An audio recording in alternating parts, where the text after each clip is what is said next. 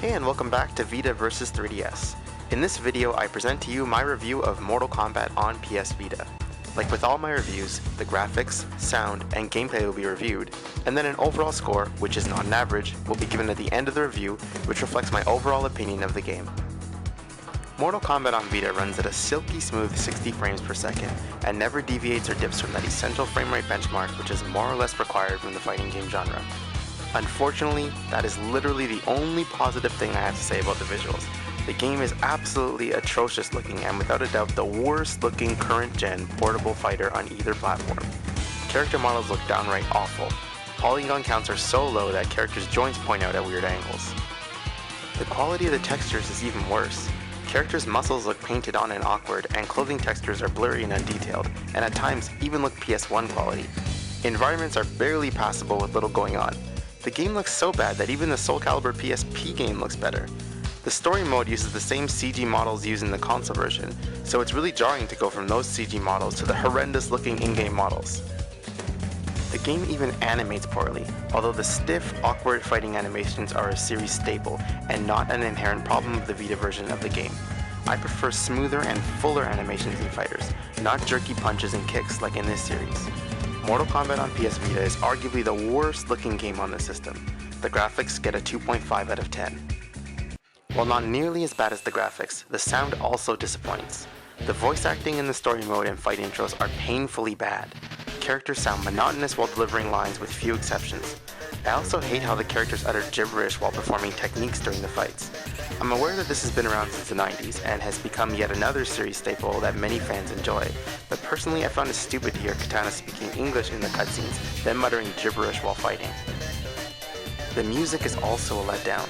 Fighting games should have a strong original soundtrack full of bass-heavy intense music to fight to. The music in this game is just not that and is completely forgettable. I remember in past Mortal Kombat games at least having a few memorable themes, but I didn't find myself humming any of the themes in this game after a few hours of playing it. Quite possibly, the only positive to the audio is the quality. The audio does not sound compressed at all and is crystal clear through either the Vita speakers or through the headphones. Still, that means that you'll only hear the bad music and the bad voice acting better, so overall, the sound gets a 5 on 10. Different gamers look for different things when judging games, and this couldn't be more true when it comes to fighting games. Many gamers, likely the majority of gamers, don't play competitively and don't look for depth or balance or quality. They just look for single player content and fun. To those gamers, I'll say that Mortal Kombat is right up your alley. It has boatloads of contents which will literally take you dozens of hours to unlock. It is very accessible and performing really cool special attacks or finishing moves does not require much finesse or effort. It is full of modes and mini-games for you to play while on the go, and even has a pretty beefy story mode which I'm sure a lot of gamers would enjoy. Unfortunately, I am not one of those gamers. I play fighting games for their depth, their mechanics, and their balance, and the Mortal Kombat series has done nothing but disappoint me in all those categories with every entry, and this game is no exception. At any given time, this game has less offensive and defensive options than all the other fighters on the Vita. The combo engine has been improved from the past games, but there still isn't a large variety of the types of combos you usually see in matches, as you just throw out your best moves and hope that you land one and start an extremely long and devastating combo. I much prefer the flow of Street Fighter games, which have more of a place for both short and longer combos. The balance, although improved over the past games in the series, still leaves a little to be desired. Cabal and Kung Lao are significantly more effective than mid-tier characters like Nightwolf or Scorpion. The bottom line is that I'm just not a fan of the gameplay of this series.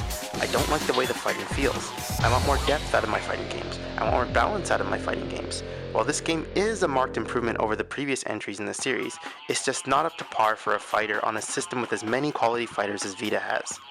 The gameplay gets a 5 out of 10 from me. Between the terrible graphics, the disappointing sound, and my problems with the gameplay of the series, I really did not enjoy this game.